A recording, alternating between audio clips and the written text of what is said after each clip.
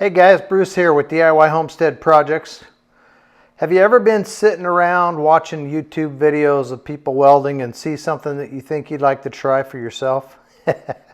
That's what happened to me the other day. So I thought I'd bust out the Juba ZX7 200 stick welder. I thought it'd be fun to do a little bit of a project with that thing and see how it does. See how I do.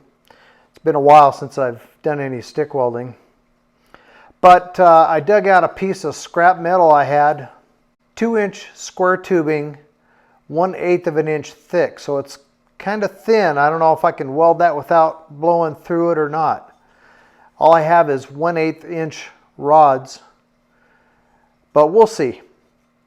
So what I did was I cut about 1.5 inches off the end of it. It was only about 6 inches long to begin with.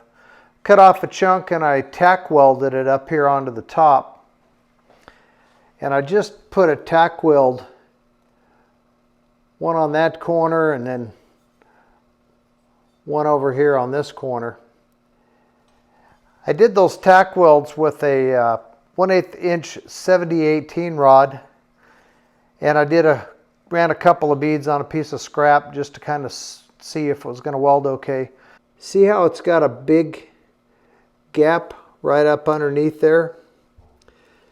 Because the sides of the square tubing is round, and those sides, it just creates a gap. I didn't quite get it centered. I got a little more gap on one side than I do on the other side. And then 2 T-joints, one across here and one across the front. I mean, if you're going to build something out of this square tubing, I suppose there's a lot of different ways to do it, but you just put that on top like that and weld all the way around it. Either way, it's going to be a fun test. I took a flap disc and I just took off the surface rust. I didn't take off the mill scale or anything. The mill scale did come off a little bit on the corners, but the rest of it's still got the mill scale on it. So let's quit talking about it. I'll get the thing all set up and run a couple beads and see what happens. Okay guys, I've got my piece set up, clamped to the welding table. And I've got the Juba ZX7 200 set up over here on some milk crates with a fresh, as fresh as I have anyway, 70-18 rod. I think we're ready to get started.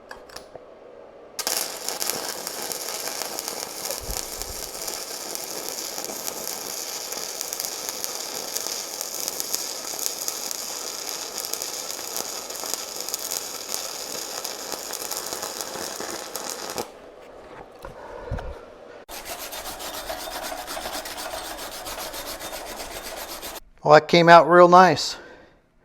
That amp setting must be just about right. A little bit hard to start the rod, but once I got it going, it worked out pretty good. Okay, let's do this one. Fillet weld number 2 on steel pipe with the Juba ZX7 200.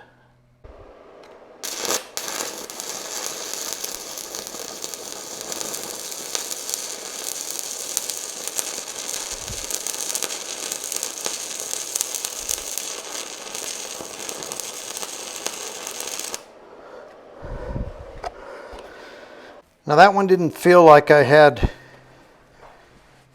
the, felt like I went too quickly. But let's chip that off and have a look. Alright, it didn't come out too bad. Not as bad as I thought it was going to be.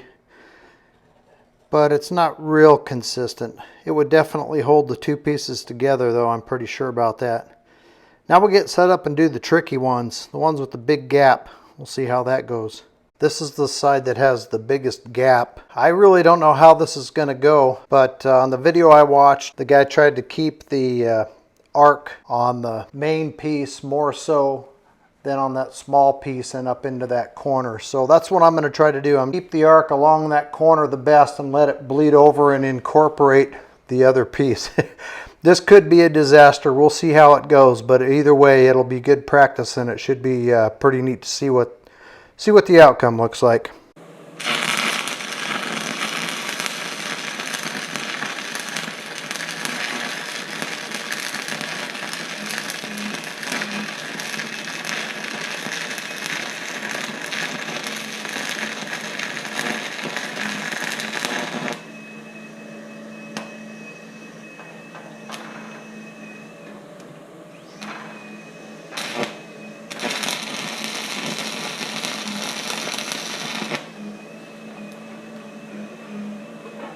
Well, as you could see, I had a little bit of trouble on the corner. I didn't quite finish it, lost the arc, and then I had to come back and try to cover it back up. So we'll see how that worked out, but I think the rest went pretty good.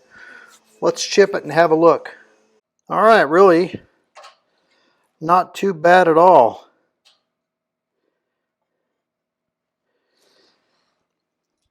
Except for that glob right at the end on the left-hand side. But other than that, it was a pretty good weld. We'll flip it over and do the last one. All right, this is the last one. I don't know what the name of this joint is.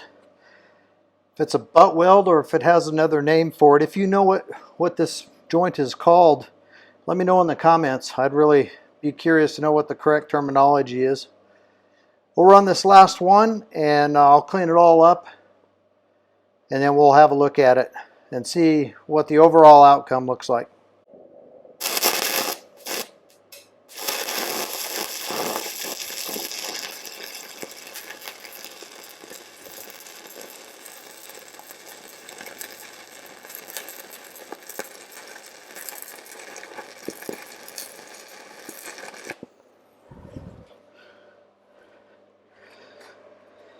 There's a look at it before the slag removal.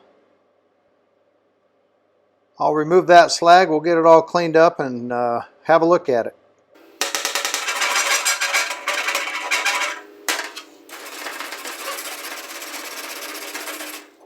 Let's have a look at my first attempt at stick welding square tubing with the Juba ZX7 200 Chinese stick welder. I'm going to tell you what I think I did wrong on the welds, and it'd be real nice if some of you experienced welders want to chime in and tell me if I'm right or wrong, or what actually is going on with some of these welds. That would be really helpful if you would do that in the comments for me.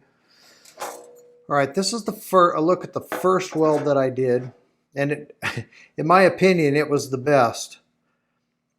I think the weld bead is pretty good all the way across as far as uniformity. It might have been just a little bit too hot, and I did get some undercut on this vertical piece right in this area here. So my thought is on that, I think what causes that, and again, I don't really know for sure. It'd be nice if somebody could help me out with that. But I think what causes that is the angle of the rod, and maybe also moving a little too quickly across there. And it might actually also have something to do with too much heat. But if I had the rod in there, angled into the corner at a 45, it would have been better. Or even pointed slightly toward the vertical piece to kind of help push that weld puddle up here and keep it up there until it solidifies. Anyway, that's my thoughts on that particular one. Then I did the backside T-joint back here. It laid in there pretty nice. I didn't get near the amount of undercut that I got on the first side. I went much quicker with it, and it's not really that uniform. I think it'll be fine depending on what you're trying to do with it, but it's just not the most appealing appearance weld. I got a little glob here, if you saw that on the video, where when I broke the weld or broke the arc, a little hot piece of that molten metal landed right there. I also need, at the end on this one anyway, I need to be filling that crater. It's not too deep, but I think I could have come back and put a little more weld metal in the end of that weld there. Then I moved on to the sides, and I did the biggest gap first, which was this side here. Since I had such a big gap, that weld really sank down in there, and I got a lot of bad undercut right here. I'm going to do another video, a short one, and grind this down, this clump of nastiness, and I've got some porosity in there where I tried to fix the end. I tried to come back and fill the crater, and it just bubbled up. I got bad cover. It was just terrible. So I'm going to grind that out, and then I'm going to lay down two more, what they would call, I think, a cap over the top of this, just for practice. and just see what that would look like. But I'm going to do that on a separate video. I think also I used a 7018 for this. Maybe I had the wrong choice of rod. Maybe I needed a fast freeze rod, like those 6013s might have been a better choice for this. 6010, 6011, 6013. It did penetrate through that gap on the inside. The other side not so much, but it didn't have near the gap that this first side did. I think that the weld consistency and the width and the speed was okay on this one, but got that nasty booger on the end there, and then lots of undercut. And then the last weld actually doesn't look too bad. I a little bit too slow in the beginning, so it built up here quite a bit.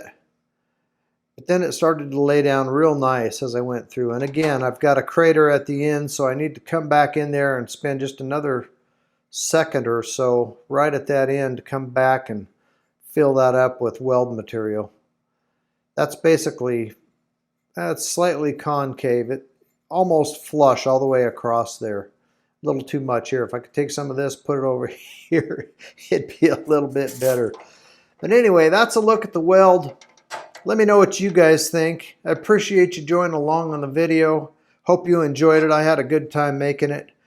And it's going to be kind of fun to go back and just play with this a little bit, grind that out, try a 2-pass cap just for fun and see what that looks like. If you like the video, guys, give me a thumbs up. If you haven't already, consider subscribing to the channel and click the bell if you want notifications to let you know when I put up a new video. I've been doing quite a few of these welding videos. I really enjoy these weld videos where I try to mimic what I see some of the professionals doing on YouTube. It's kind of fun, and I think it's good practice. Hope you're all doing well. Have a great day, and we'll see you on the next video.